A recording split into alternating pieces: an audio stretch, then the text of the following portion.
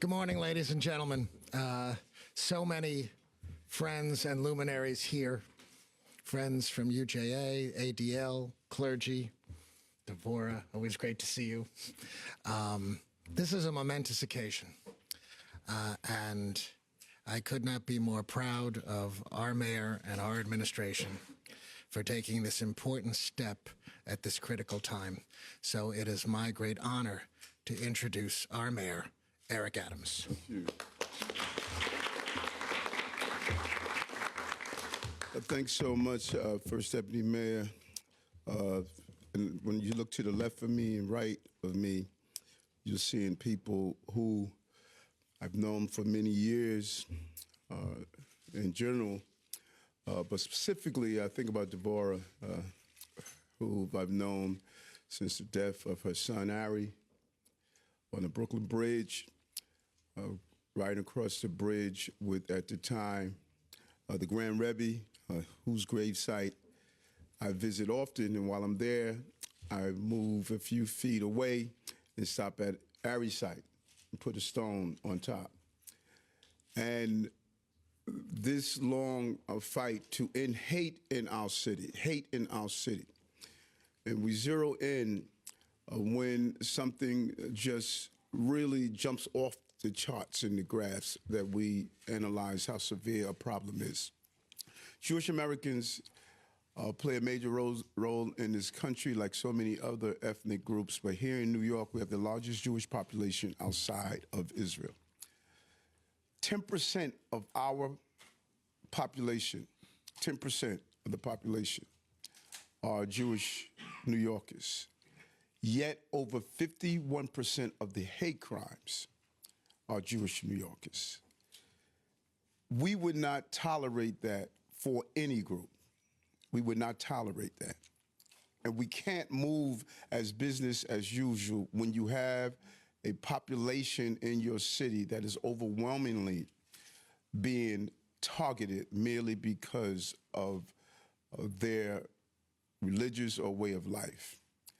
And I was extremely proud years ago when we saw what happened with the Floyd case.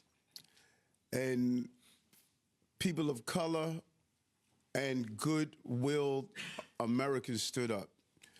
And the term BLM was born, and there was an immediate response. And proud throughout my time, not only as an elected, but law enforcement, to stand side by side, to march and walk and speak with people of the AAPI community when there was hate and attacks and assaults, particularly during the COVID-19. And proud to stand with LGBTQ plus communities as we fought for important issues like marriage and gender.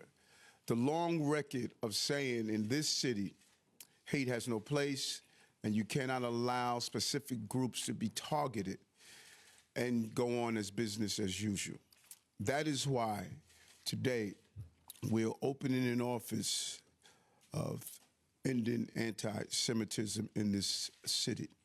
And I'm proud of First Deputy Mayor when we sat down and talked about what can we do? How do we both have a symbolic gesture, but most importantly, a substantive gesture? That's the role of mayor. There must be substance behind what we are accomplishing and what we are doing.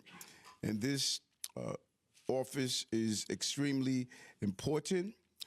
When you look at the first quarter of 2025, hate crime numbers among anti-Semitism rose to 62% of those who are dealing with any form of hate in this city. In 2024, the ADL reported a record number of anti-Semitic incidents across the country, including the highest number in New York State.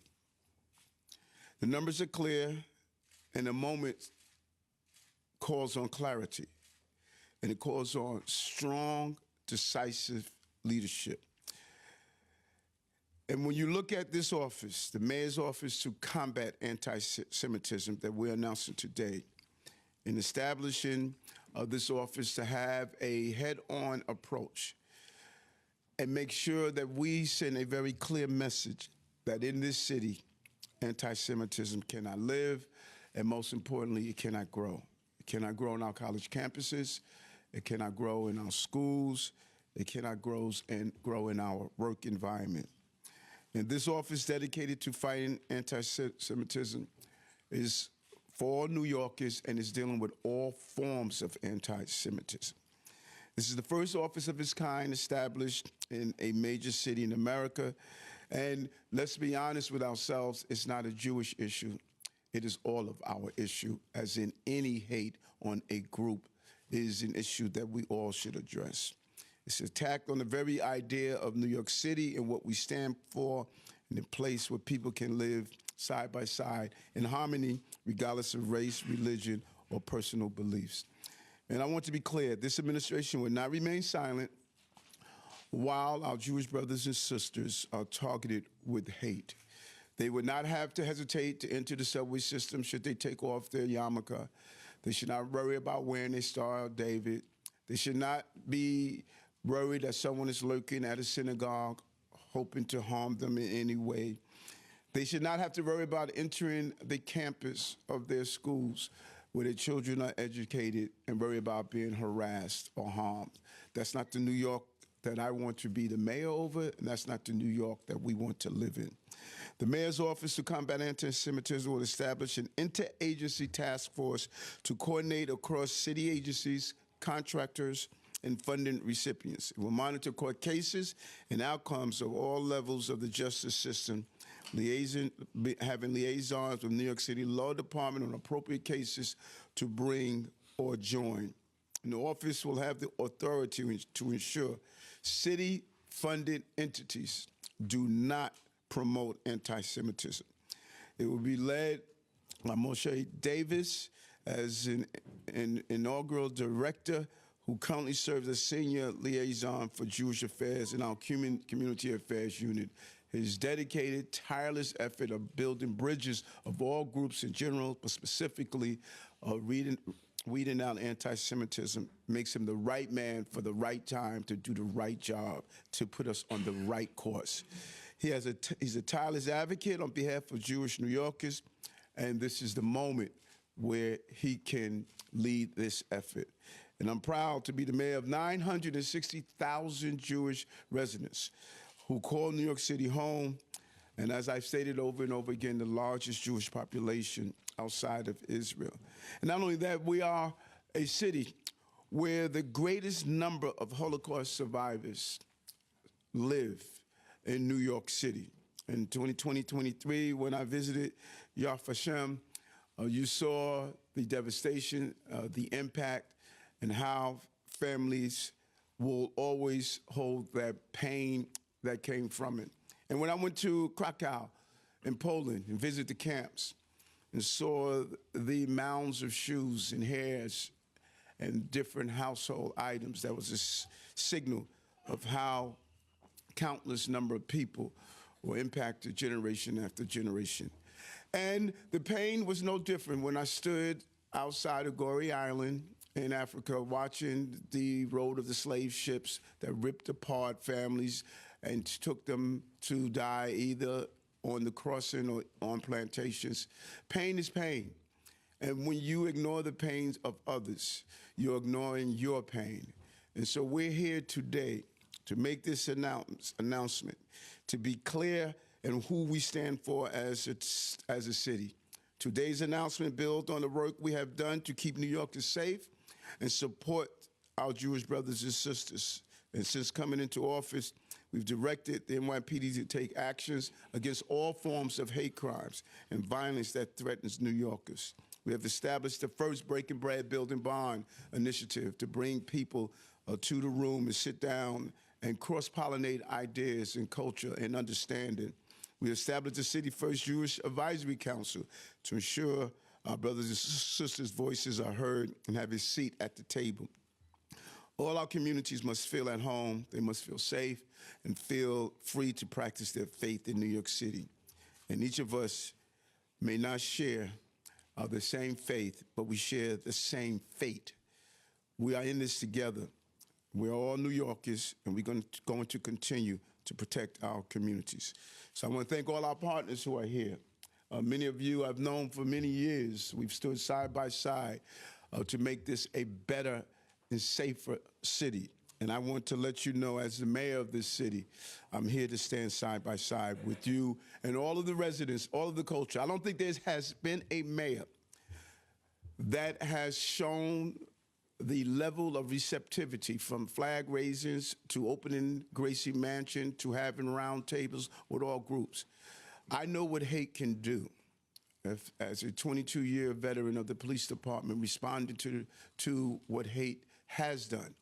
And I know how imperative it is that we address the increase that we're seeing in this city of almost a global and national anti-Semitic energy that's in this city. It must stop, and it starts with our city. I want to turn it over to the incoming director, Moshe.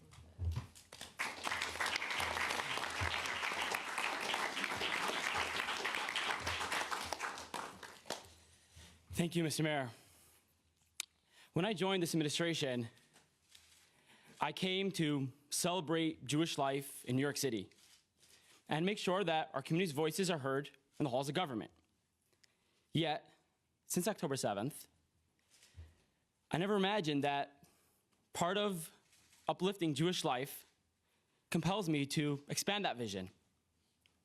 I never thought that I would have to be stamping out fires of Jew hatred in our schools and in our streets.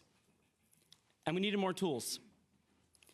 By establishing the mayor's office to combat anti-Semitism, our administration is taking immediate and concrete steps to address anti-Semitism at every level of city life. Under the leadership of Mayor Adams, our modern-day Maccabee, this office will be a sledgehammer, deliberate, coordinated, and unapologetic. Later this week, the Jewish community will be celebrating the legacy of Rabbi Shimon Bar Yochai. And he teaches a very relevant parable. The parable goes that there are a few people sitting on a boat. One of them takes out a drill and starts to drill beneath his seat. The others look at him and say, "What are you doing?" He says, "This is my seat." And they turn to him and say, "Yes, but when the water comes up, it's going to drown all of us." As New Yorkers, we cannot let the loud voices of Jew hatred drill a hole in our city. We're all in the same boat. This isn't a Jewish issue. This is a New York issue. For my great-grandmother who immigrated here, for my grandmother and mother who grew up here, and for my own kids over here I'm raising in New York City, this has always been a place we can live as proud Jews, a place where I can walk in the street with a yarmulke on my head. It's our job to keep it that way. Thank you, my wonderful wife, Shauna, for being the greatest support.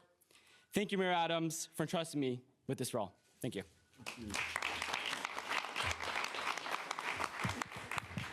Why don't we open up a few questions on this? Joe, go ahead. Mr. Mayor, how you doing? Good, how are you? I'm good. So, former Mayor Bill de Blasio announced the Office for the Prevention of Hate Crimes in 2019, and that was specifically targeted to end, to combat incidents of anti-Semitism. Can you talk about what happened to that office? Does it still exist? Is this replacing it? Is there overlap? Can you sort of give us an overview of that? First Deputy Mayor will dig into the weeds of it, but we still have that office, and that office is providing an important role. Some of the Breaking Bread Building Bonds initiatives, almost 1,000 dinners we have held. It still has a focus of dealing with all of our groups that are experiencing hate crimes, but the numbers are clear. You can't be 10% of a population and have 51% of the incidents. That is an imbalance, and we have to zero in on that. FDM? Yes, to be clear, that office still exists, and it does important work about hate crimes against any group. But understand what has happened here in our city, in our country, and in our world. Here in our city, with the largest Jewish population of any city in the world, We had last year over 50% of all hate crimes committed against Jews. In the first quarter of this year, we had 62% of all hate crimes committed against Jews. But it is so much more than just crimes. Look what happened on our college campuses. Columbia, Brooklyn College, just last week. We are a city that embraces. We are a city that takes on challenges. We are a city that will not tolerate anti-Semitism. The time is now for such an office. Just today, in the last 24 hours, the release of the last American Jewish hostage on October 7th. And as the mayor said, we have more Holocaust survivors living in our city today than any city in the world. We will never forget. We will never tolerate anti-Semitism in any way, shape, or form.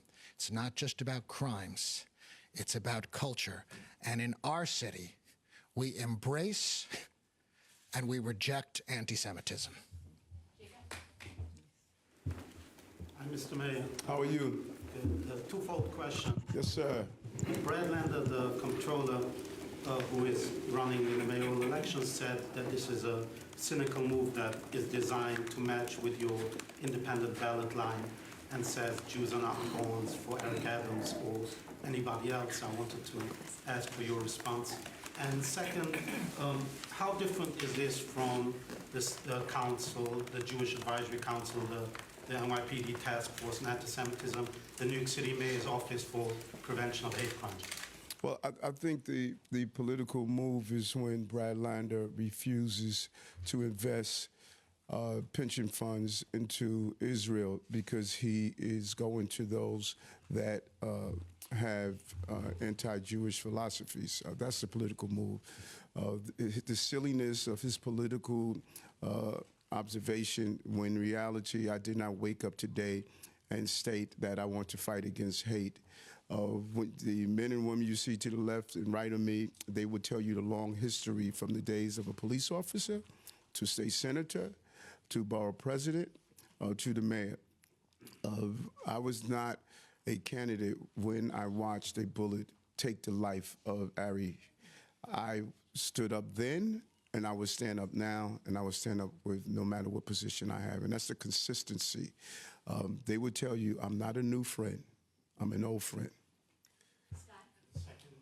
What was the second part?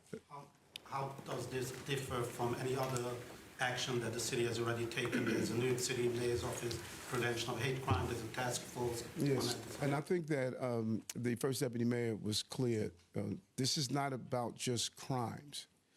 It's about every aspect that feeds as you heard me use the analogy all the time, feed the river of. There are many rivers that feed the sea of anti-Semitism. One of those rivers we know is dealing with the crimes. Police department is doing that. We have a unit in the police department to deal with hate crime. But the rivers of information that we saw put out in some of our school system was playing out on our college campuses with organizations that are receiving taxpayers' dollars that are promoting anti-Semitism. We need to look at what cases we should be joining that are civil cases. So we're looking at every aspect to bring back the number of 51% of a city that has only 10% of a population is having an overwhelming amount of hate in the city. Not only crimes, but civil as well as that. Hi. How are you? Thank you for all of you. Thank you for putting this together. Thank you and congratulations, Mazel Tov, Moshe. My question is, how will this office, what will change coming out of this office? You mentioned the police involvement, that's more of a reactive response. Is this going to have an educational component? Like, what will come out of this office that's different than the existing infrastructure that we have? And I hear that oftentimes, particularly when I attend organizations and groups. There are those who have asked us to stop all the protests, the 3,000 protests we've had in the city. We can't. That's against our Constitution. We can stop people from using violence. The police department has done an amazing job when those who take the right to protest and turn it into a right to harm. We've done that over and over again. This is a country where free speech exists. We may not like the speech that's said, but this is the country we're in. But government can't not be the supporter and feeder of hate. That is why we've done the Breaking Bread Building Bonds under Assistant Commissioner Lamona that have been organizing these meetings, putting together proactively looking at areas in our school system. We just saw a newsletter go out the other day that was despicable what they were promoting. And so we have to proactively monitor what is leaving our agencies. We cannot be the feeder of hate. And then we put the right person in charge to use his creativity on bringing in other groups and other organizations on how we can be extremely proactive to stop some of the hate that we're seeing. But it's not only going to be government. These partners that are up here, Rabbi Potasnik and I, have stood side by side when other groups have been attacked. We have been one of the loudest voices around Islamophobia, around anti-Sikhism, and other groups. And so it's not about government is going to solve the problem. We must become the conduit to ensure we bring others together to eradicate anti-Semitism. It's not going to be done just under this administration. It's going to be done by the partnerships. Hi, Mayor Adams. I guess just more practical questions. Yes. Will this office be housed within the mayor's office to prevent hate crimes? And also, you know, if 63%, unfortunately, of hate crimes in the first quarter of the year were anti-Semitic, will this take away some of the work from that office? And then additionally, will Rabbi Davis have a staff? I guess just, it wasn't in the press release, so I'm just curious, the office structure, and I guess then bouncing off of Sky's question, will you work with the DOE in particular on educational? Just to answer your question, Kate, this office will be, it's the mayor's office to combat anti-Semitism. It will be housed in the mayor's office, run as an executive director by a trusted aide and reporting directly to me. And you will see concrete action in the coming weeks. You will see executive order, legislation. You will see education. You will see monitoring. You will see us considering working with the law department whether there are litigations where we as a city should be bringing litigation or joining litigation to support those litigating against anti-Semitism. So stay tuned, because we are an administration that gets things done, and we will be very proactive in this regard, and the staff will be built out according to the needs under the executive director and the first deputy mayor. We are entirely committed to this cause. There's no foot off the pedal anywhere else. Hate crimes, go after hate crimes. Work with NYPD, encourage prosecutors to bring those cases, because those acts are vile and disgusting and criminal. But we will be giving even more resources to focusing on the larger problem of anti-Semitism in our city, and you will see that manifested in all of the ways that I have just described. So does this kind of broaden the administration's view of a hate crime, which I know obviously was a council bill in 2019 that mandated the current office to prevent hate crimes? Are you also looking, like you mentioned, the newsletter that went out with the DOE? I know last week it was a story about the cancellation of the summer stage. You alluded to it with, you said, taxpayer money. Are you broadening what you view as a hate crime or an anti-Semitic hate crime to include things that some people might say is a free speech issue? No, it's not what we view. It is what these numbers are showing. Just on the hate crimes, the numbers are clear. 10% of the population, 51% of the hate crimes. I mean, I don't know. I'm surprised we even having this conversation. Those numbers are clear. And if those numbers were any group, I don't care what the group was, we will respond. We're not going to sit back and watch 10% of the population receive 51% of the problem. And so I would be standing here if it was any group. And it's not my definition. I didn't give those definitions. I didn't do those analysis. That's the information that we sat down. We looked at these numbers, and when the first deputy mayor and I sat down, we said there's no way we could continue to allow this trajectory of hate that we're seeing across the globe. This is a global problem that we're facing. And New York is saying we're the largest Jewish population outside the country of Israel. There must be a strong response here, and that's what we're doing. Let's get to the rest of the off topics. Yes. Thank you. Thank you. Hold on, folks. Hold on one moment. No one here is going anywhere. My staff is here. They can finish this. Now, if you want me to talk about this for an hour, I'll do that, but don't ask me any other questions. So you tell me, by show of hands, what do you want me to do?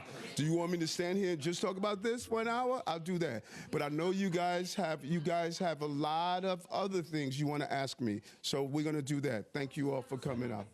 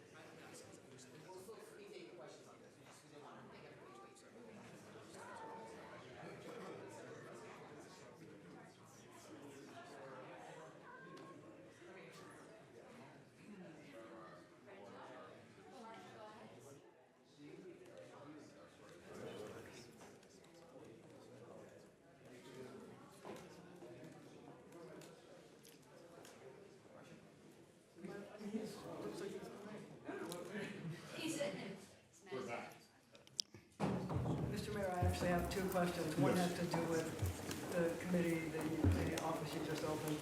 I just wonder what specific things you can do. If you take a look at the history of the Jewish people, there have been waves of anti-Semitism since the beginning of time, and the hatred people feel towards Jews has surfaced time and again, century after century.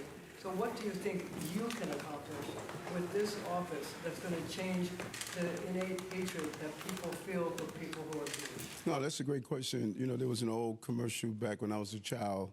Man would walk out of the hospital with his baby, newborn baby, and they said, "What can one man do? What can one man do, my friend?" And those type of commercials reminded us that we have an obligation and responsibility. So I'm not going to eradicate hate in this city of any group, but I tried my best as the mayor to lift up groups and to be there for them as they were going through any form of hate. And I've been mocked about that. People mock me for doing the flag raising. They don't go down there and see how much pride a group will have when I acknowledge them as the mayor. I'm mocked for people opening up Gracie Mansion to host these events. And so as one person, I can use the platform as being the mayor of the most important city on the globe to raise this conversation. And then, as the first deputy mayor stated, to do substantive things This is not just some symbolic office that we're opening. We're going to do day-to-day symbolic things, and the director we appointed is extremely aggressive around that, and we're going to do the best we can. One thing we're not going to do is remain silent. That's what I'm not going to do. You had a second question? Yes, yes. I want to talk to you about the meeting you had with President Trump last Yes. Friday. You said in the various posts that you posed that you were concerned about infrastructure and the wind farm. The president said you went there to say thank you to him. I wonder which version is the truth. Well, you could have a multifaceted conversation. That was the first time I sat down with the president face-to-face after his election. The president was the only presidential candidate that acknowledged what was being done to me that was wrong. He stood up. President Biden talked about the weaponization of the Justice Department for his family. President Trump talked about what was being done to me. I didn't know him. I did not meet him on the trail. And we both lived in the city, both grew up in Queens, but we had no interaction.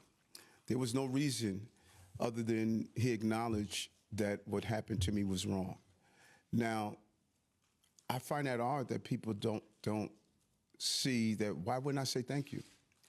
That while I was going through the most devastating experience I had as a human being, this person that I didn't know said it's wrong what they're doing to the mayor of the city of New York. And the first thing I did when I walked in his office is say thank you, because the other candidates should have said the same thing. I did nothing wrong. I was targeted for humiliation.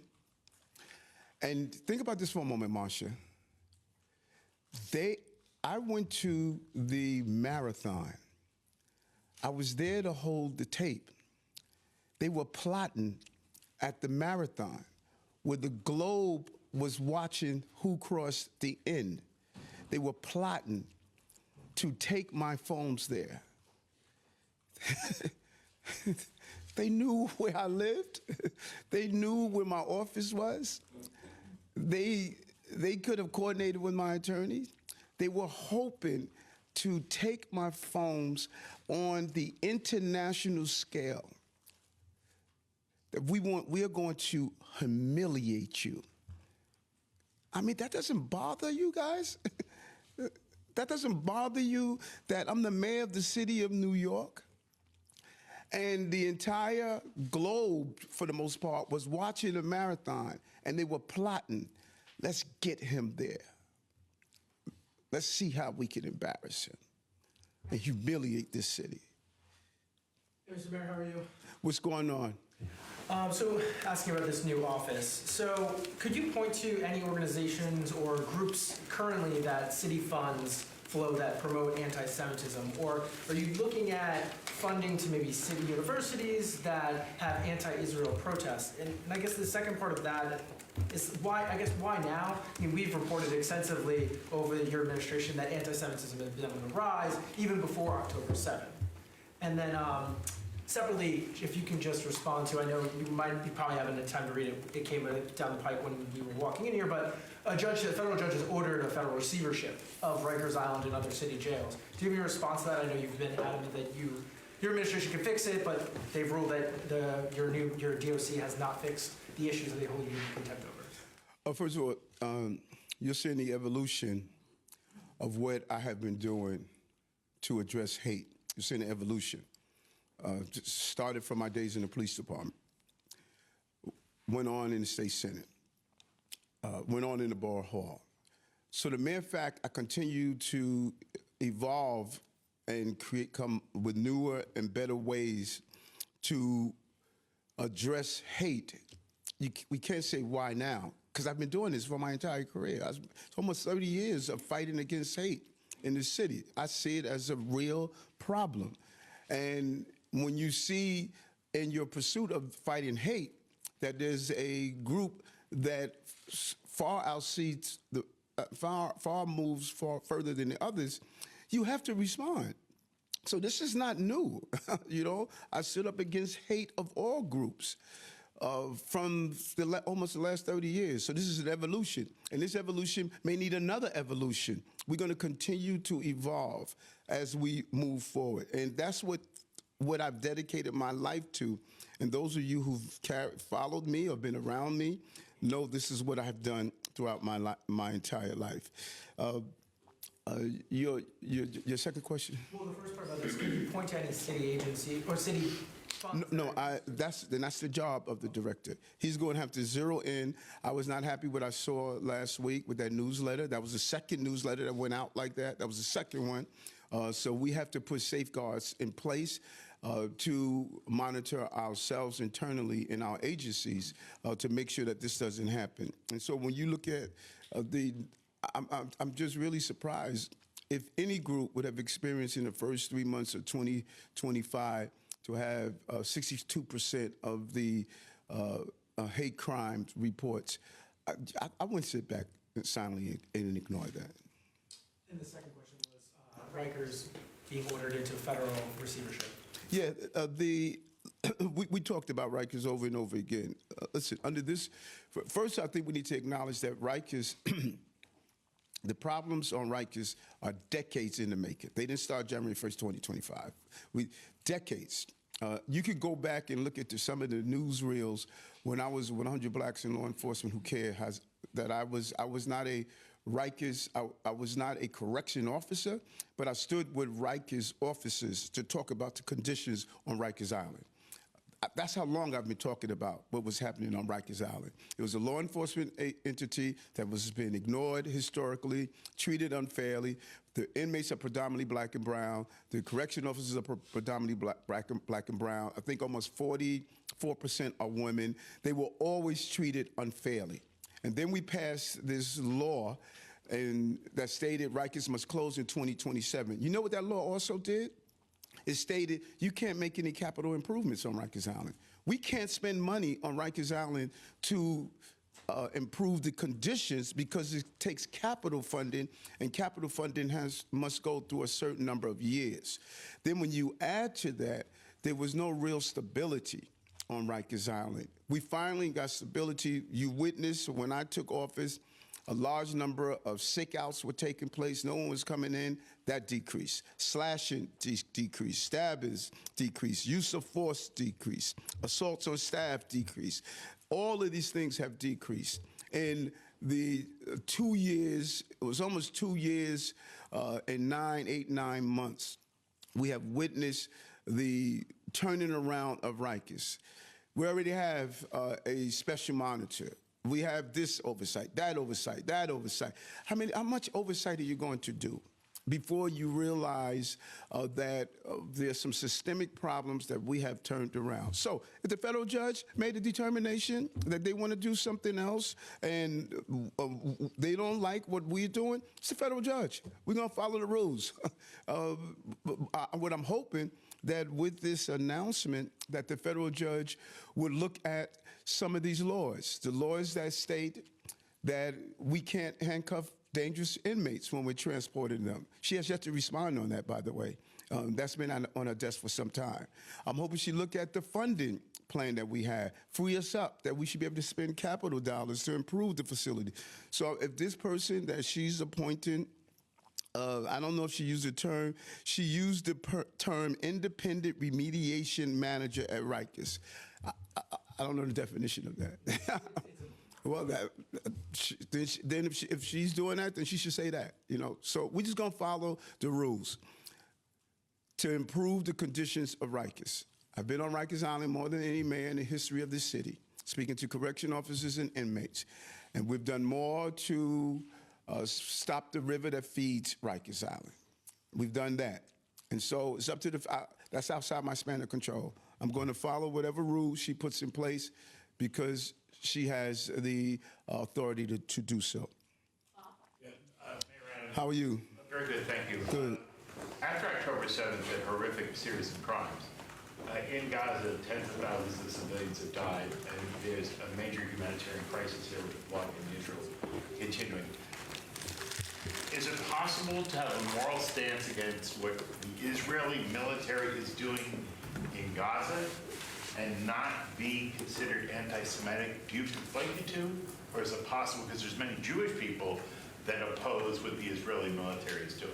Free speech is free speech, and this has always been a country of free speech. And so one is not anti-Semitic because they raised their observation of what is playing out in the Middle East. And so we want to be very clear on that. You have a right to have free speech, and you have a right to have your opinion. You have the right to do so. But we want to make sure that free speech does not cross the line into hate speech. I had a follow-up. So on Friday, Mayor Rosbrocker of Newark, in an attempt to get CO inspection and fire inspection, was arrested and seized by ICE agents on a public street and was shielded by 3 members of Congress who tried to prevent him being taken in custody. I've seen the videotape. Do you have any reaction to that?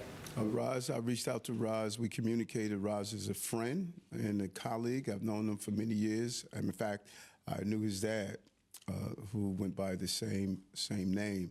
And, I'm very sensitive while people are going through any criminal proceedings, allow their counsel to handle it.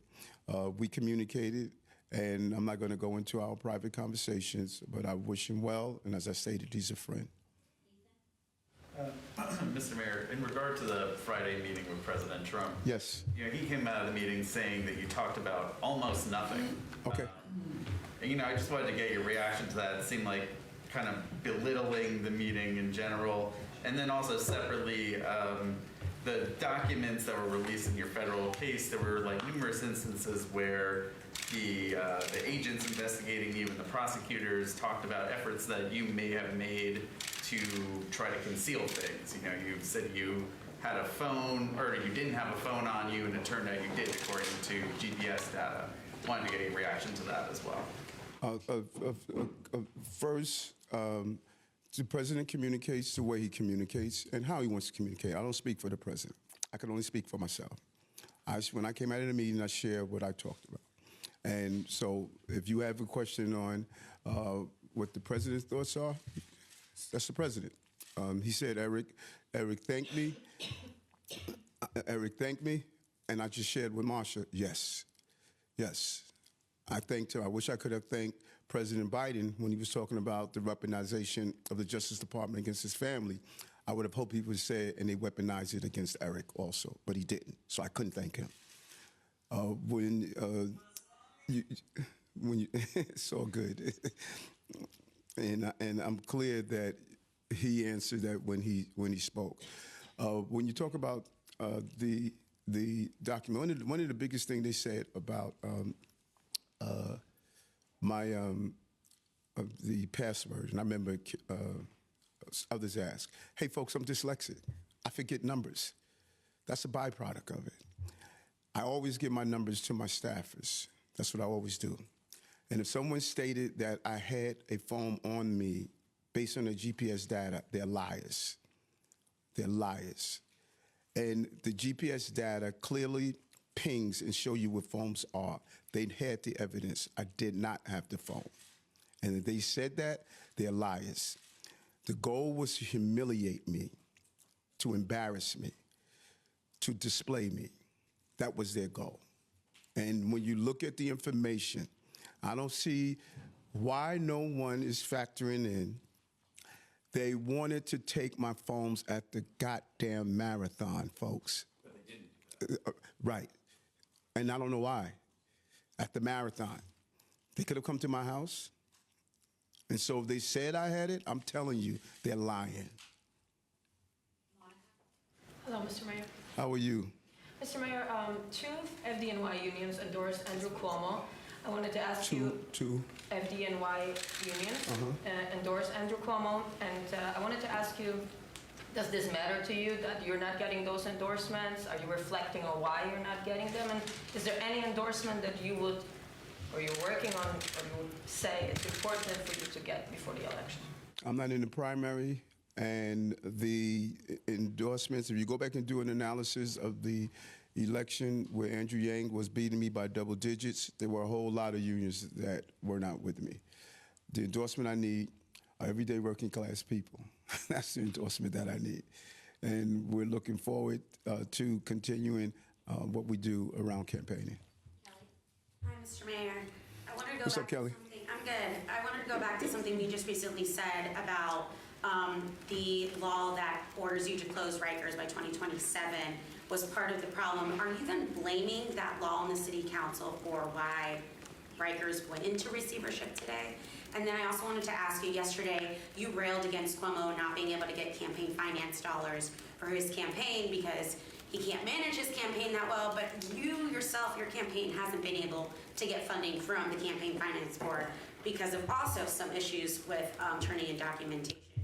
You mentioned if he can't manage that, he can't manage the city, so then if you can't manage this campaign the right way, does that mean that you're not capable of getting a second term in office? Two terms you guys use a lot that I notice, rant and rail. You know, why when I express myself, I'm railing and I'm ranting? Why can't I just express myself? Do I need to reserve myself? Do I need to speak the way others speak? Do I need to act the way others? He rant and he railed. No, I'm expressing myself. I'm a passionate speaker. I came out, I was raised in a Baptist church. That's how we communicate. Rant and rail. That's like when somebody's Italian speak with their hands, or someone speaking another way, you all of a sudden want to accuse them of something. People have ways of communicating.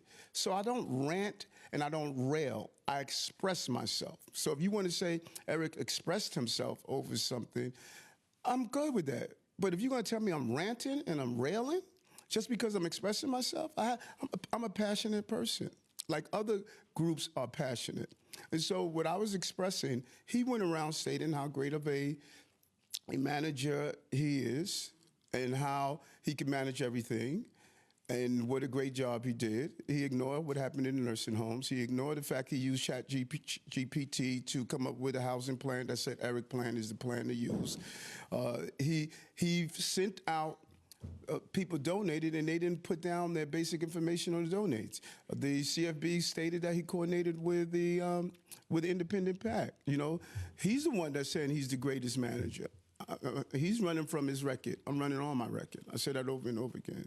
And then on the question about, you mentioned the law that closes Rikers by 2027. You kind of, it seemed like you blamed that for not being able to improve conditions. Right. And you use the term of receivership. Is that what the judge said? A remediation manager, but in a sense, it is going to somebody else is going to be overseeing it. Okay, so why don't you say the remediation manager? Why are you putting words in the judge's mouth? The judge knows what a receivership is, and the judge knows how to say the word receivership. The judge didn't say that. The judge gave you the terminology that she wanted to use. Now, if she comes back in court and say, hey, this is a receivership, then I can respect that. But that's not what the judge said. I just want to be clear on that, because you're going to report out that that Rikers is in a receivership when that's not what the judge said. She knows the term receivership because she used that term while in court, that if she's going to determination. So she could have easily said that if that's what she did, but that's not what she said. And so what I said about the 2027 law is that many people don't know, because of the 2027 law that was passed, we cannot put money into capital improvements on Rikers. That's what I'm trying to share with you. So when you look at the women's locker room, it's disgusting. When you look at some of the major improvements you need with the doors and the facilities, we can't do that. And so does that mean that because of that 2027 law, that the historical and generational problems Rikers was having is based on that? No, I didn't say that. I'm saying that there are some improvements that we would like to make that we can't make because of the 2027 law. It hasn't gotten in the way of bringing down inmates slashing, guard slashings, the sick issue. That has not gotten in our way. I'm talking about just the physical structure of the jail. We cannot make those capital improvements because of the 2027 law. And I want to be clear on that so it's not interpreted that I said something differently. She did use the word receiver. Okay. You got a question, I'm just noting that she's the receiver. Yes. Sir. What's up, NJ? Yes, sir. Back to the White House meeting on Friday, if you would. Yes. Your social media seemed to raise some expectations about that meeting. You're on the plane, you're in the SUV, you're outside the White House, you're going to deliver for the people of New York. And then the president says you spoke about next to nothing. And what I'm wondering is, shouldn't you have gotten something tangible out of that meeting?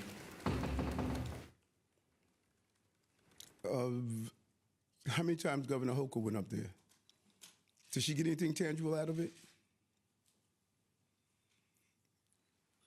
No.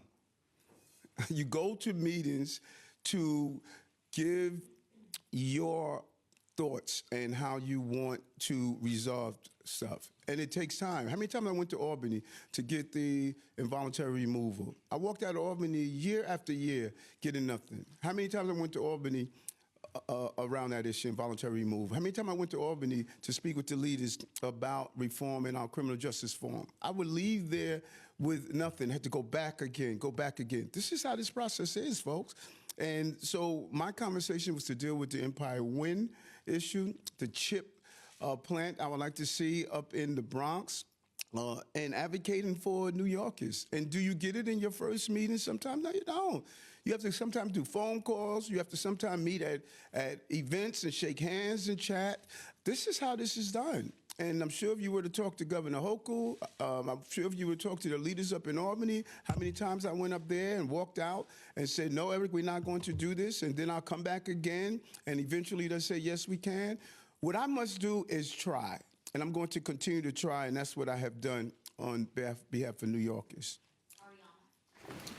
How are you? Mr. Mayor. Good. You know, I speak softly, so I'm going to stand. I have an education question for you. Yes.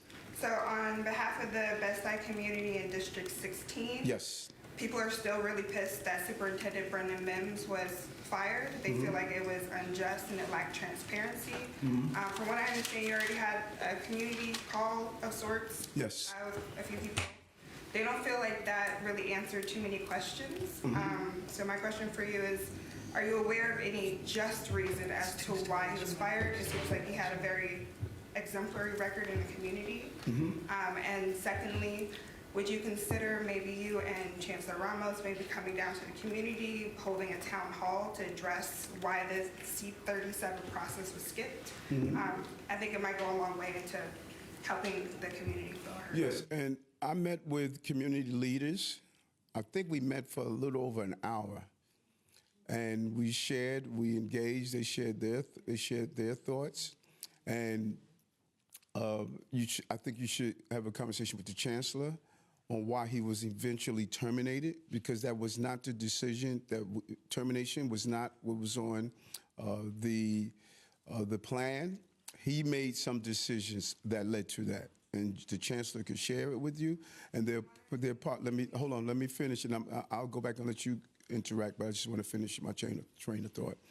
And there were some personnel issues that I shared with the group that council told me we could not go into, and I did not. I'm not going to go against the advice of the council, but we gave them and we told them we're going to have it. You could pick someone, the group can pick someone as an interim. And then you do the C-30 process to do the permanent. But you can pick someone as an interim. We're not going to dictate to you who the interim is going to be. We want to hear from you. Give us an interim person, and then we're going to do the normal process to have the permanent. That was the agreement that I left with on the phone. And I was very clear. I didn't mislead them. I said he cannot come back. There's some issues that are not going to allow him to come back, and I can't go into personnel issues. If I would have done that, unfairly going into that while something was under review, someone would have leaked it to the press that Eric gave personnel issues information on someone, and I was not going to do that. Go ahead. Hold on. Shoot. I'm going to respond. The Yes. DOE said this morning that he was an at-will hire. I don't know that that's a sufficient answer, but that's what they gave me. Yes, and again, termination, when I met with the group, termination was not on the menu. He made some determinations that made termination to be placed on the menu, and that was a menu item that was chosen. I do town halls all over the city. We'll do one in Bed-Stuy. I'll make sure we do one in Bed-Stuy, but there are many issues going on in Bed-Stuy outside of just what is happening with him. I gave over an hour sitting down with those who came to me to go over this topic. I took an hour out of my day and say, let me sit down, let me hear from you, and let me tell you how we got where we ended up on this issue.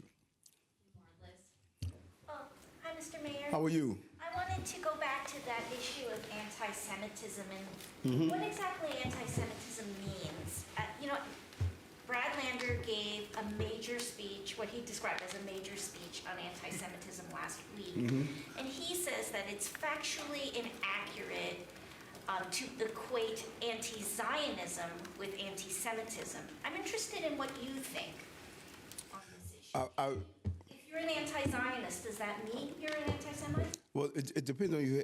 If you're talking about the eradication of Israel, who lives in Israel? What about the definition of Zionism as the right for Israel to be a Jewish state? Again, if someone is arguing that they believe that, and I'm giving my opinion, if someone is arguing that they don't believe that Israel should be a Jewish state, they have a right to their belief. But if you're saying eradicate Israel, destroy Israel, I mean, who lives in Israel? I mean, I don't know who said it. It could have been my mother. But if it looks like a duck, if it walks like a duck, if it's quacked like a duck, call it a duck. There are Arab citizens. Okay. There are Arab citizens in Israel. They're also Christian citizens. And in fact, Hamas killed Americans, Christians, Arabs, women, children. Hamas is a terrorist organization. And I was never unclear. We need to be clear on that. I was never unclear. I wasn't philosophical. I wasn't theoretical. I was clear. Hamas had to be destroyed, and every hostage should come home. I was very clear on that and never wavered on that. And Brad needs to say that also. Hamas needs to be destroyed. Hamas kills people in Palestine. It's a terrorist organization. And so if you are on college campuses saying, I am Hamas, then you're saying you're against LGBTQ+. I met a group that said they're gays for Hamas. I was, what? I mean, come on, some of this stuff has to start making sense, folks. I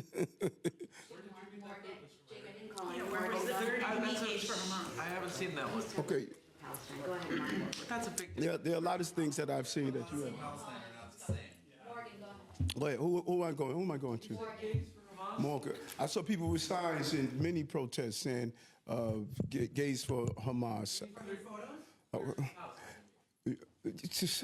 Go ahead. Go to the next question. Mr. Mayor. What's up, Morgan? How are you? Good, thank you. So I just want to get your take. So advocates right now on the closing of Rikers, advocates right now are saying, that this is an overdue acknowledgement that city leadership has proven unable to protect the safety and constitutional rights of incarcerated individuals. Do you agree with that, and do you think this is reflective upon city leadership?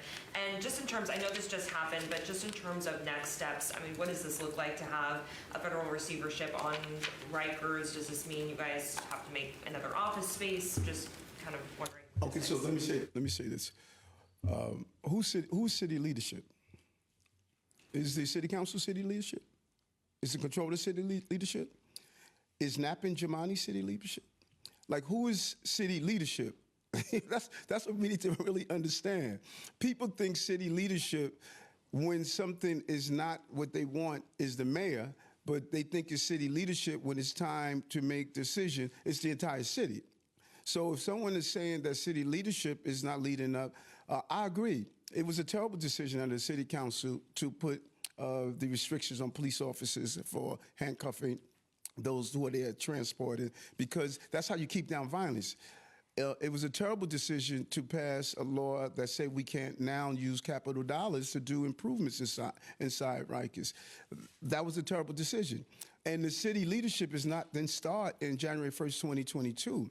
city leadership has been decades. I've just shared with many of you, I have been fighting to improve the lives of inmates as a police officer and the lives of correction officers as a police officer. And so we have decades of city leadership that they have ignored Rikers Island. And yet, in the 3 years that we've been in office, slashings have reduced, stabbings have reduced, use of force have reduced, assault on staff have reduced, staff calling out sick, that has reduced. So you're seeing incrementally our ability to improve the conditions, you know, as one of the city leaders, because there's one city leader that's here that has done things on Rikers. Others have just talked about what we should have been doing, but they have not done. And many of them haven't even visited Rikers outside of doing a photo op, you know. So I agree, decades that city leaders, they have denied the conditions on Rikers Island. Logistics are you guys doing? I'm sorry? What kind of logistics are there, like in terms of having now a receivership? Yeah, I keep using the term receivership, unless my staff didn't brief me correctly. Have a receivership in there. I'm sorry? The judge does have receivership in the ruling. The judge has? The word receiver in the ruling. Okay, I didn't see that. She gave a definition of what this person it was going to be. If the federal judge determines we have to have a receivership, we're going to respect that. Just as the judge makes the determination that we were going to have a special monitor. So we have a special monitor that we have been cooperating with. With that special monitor, if they didn't believe things were right on the special monitor, which we had to give approvals for, I'm not quite sure what the next step is going to be. But whatever the federal judge tells us we must do, we are going to do. You know, we need to acknowledge the historical problems on Rikers. This is an administration where you have seen improvements on Rikers Island. And no one is arguing that the commissioner of DOC has not been moving us in the right direction. You know, if we have a problem of decades, and in 3 years I made improvement with the obstacles that I'm getting from the other city leaders, we should be allowed to continue the work that we're doing. We have made a great deal of inroads on Rikers Island. We want to continue to do so, but if the federal judge decides that someone else, we're going to pay millions of dollars of taxpayers' dollars to go through, I don't have control of that. I'm going to follow whatever the federal judge states we must do. Hi, Mayor. How are you? Good. How you doing? Good. I have two questions for you. Yes. You talked to Trump yesterday. Well, you talked to Trump last week, and then you said yesterday that the Empire One wind farm you discussed. Did you have a specific timeline for it? Because the developers recently stated that if it doesn't start reworking again in the first months of summer, they might have to abandon the project as a whole. So I wanted to know if you had a timeline for that. And then my second question. Multiple colleges, Brooklyn College and Columbia University, had student protests, and you've stated before that you don't appreciate and you don't tolerate anti-Semitism. Can you give us a definitive answer if you believe being pro-Palestine is the same as being anti-Semitic? First, let me answer that. No. You know, you could be pro-something without being anti-something. And this is a country of free speech. People make many comments. And you don't have to like the comments that people make, but that's what makes this country great. You know, I've been in countries where you make comments and you can find yourself treated in a harsh way. So no, being pro something, being pro Palestine doesn't make you anti something. People have their opinions, and I don't agree with opinions, but I respect the fact that we all have different opinions. The wind farm, the Equinor project, is important to us. And we're going to do everything we can to advocate for it. But the ultimate decision and agreement It's going to come down to the federal authorities. But we're going to fight like heck to show why this is an important project. 1,000 jobs, 500,000 homes would be impacted. Billions of dollars are being invested, and it's part of our Port of the Future analysis that we're doing. And so we're hoping we can get it over the finish line. And we're going to push to try to do it the best we can.